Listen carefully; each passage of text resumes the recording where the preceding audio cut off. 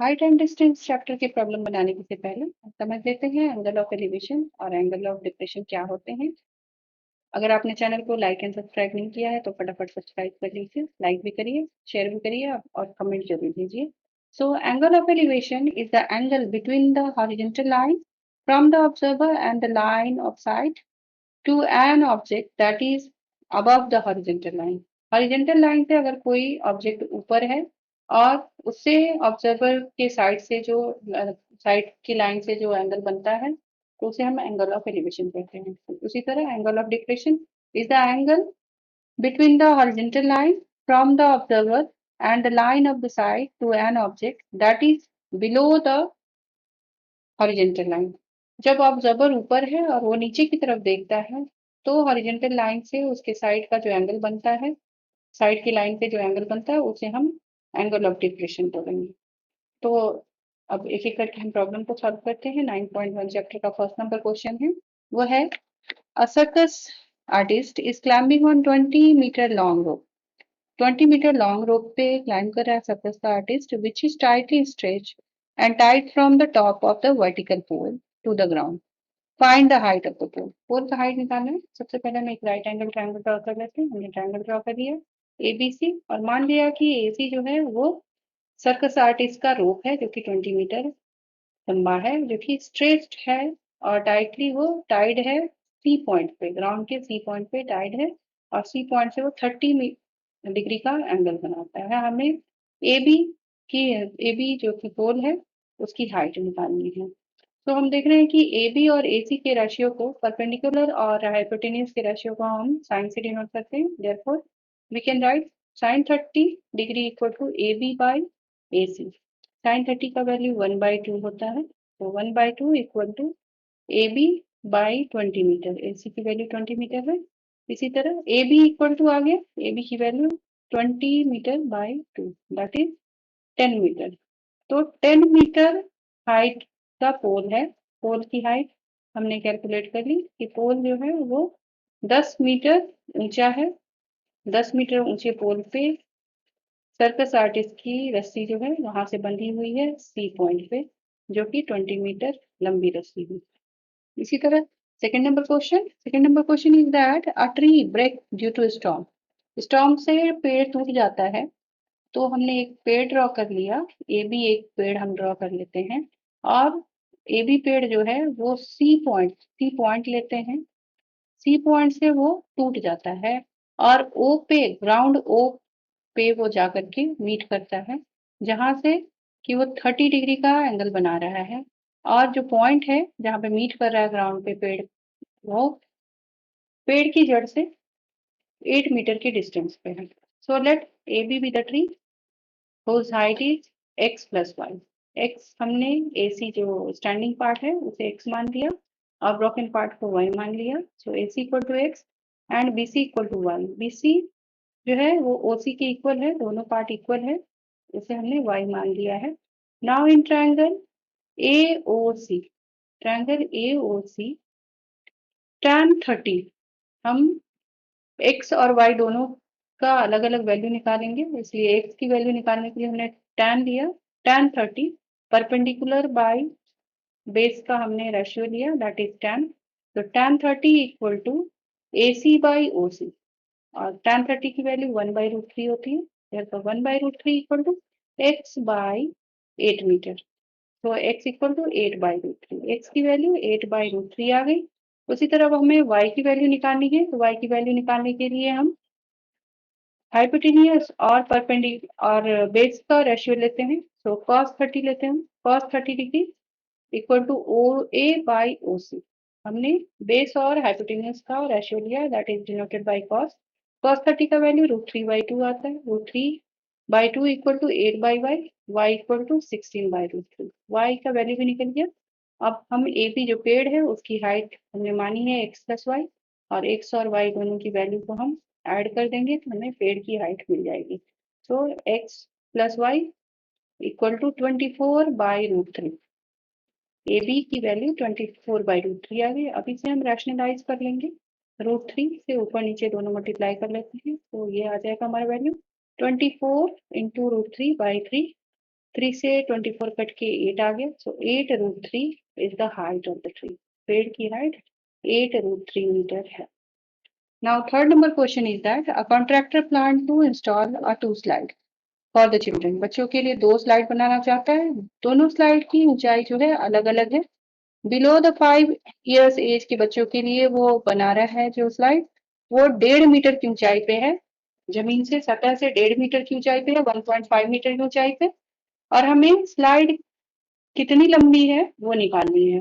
तो छोटे बच्चों की स्लाइड 1.5 मीटर की ऊंचाई पे है और बड़े बच्चों की स्लाइड जो है वो 3 मीटर की ऊंचाई पे है। 3 मीटर की ऊंचाई पे है, जो कि बड़े बच्चों की का जो स्लाइड है वो ग्राउंड से 60 डिग्री का एंगल बनाता है और छोटे बच्चों का स्लाइड है वो ग्राउंड से 30 डिग्री का एंगल बना रहा है। अब हमें दोनों स्लाइड की लंबाई निकालनी है। क्वेश्चन में पूछा गया है कि find the length of each slide, दोनों स्लाइड का लेंथ निकालना है। तो अब हमने पहले छोटे बच्चों का जो स्लाइड है उसके लिए कैलकुलेट करते हैं। ए बी सी एक ट्रायंगल ड्रॉ कर लिया। ए बी को 1.5 मीटर मान लिया ऊंचाई और 30 डिग्री का एंगल बना रहा है वो, इसलिए हमने साइन 30 लिया। क्योंकि हमें स्लाइड ए सी निकालना है तो परपेंडिकुलर पता है, इसलिए परपेंडिकुलर बाय हाइपोटेन्यूज का रेशियो को हम साइन से डिनोट कर सकते हैं। Therefore sine 30 equal to A B by A C. Sine 30 की value 1/2, so 1/2 equal to 1.5 by AC. So AC equal to 1.5 into 2, that will be 3 meter.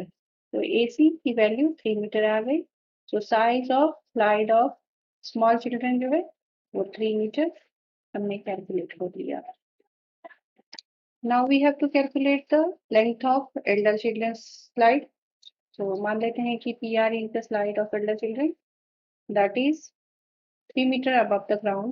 So PQR एक triangle लेते हैं, 60 डिग्री एंगल बनाता है ये, तो sine 60 equal to PQ by PR। Sine 60 की value √3/2, √3/2 equal to 3/PR, तो PR equal to 6/√3। अब हम इसे रैशनलाइज कर लेंगे, √3 से न्यूमरेटर और डिनोमिनेटर दोनों को मल्टीप्लाई कर लेंगे तो ये आ जाएगा हमारा 2√3।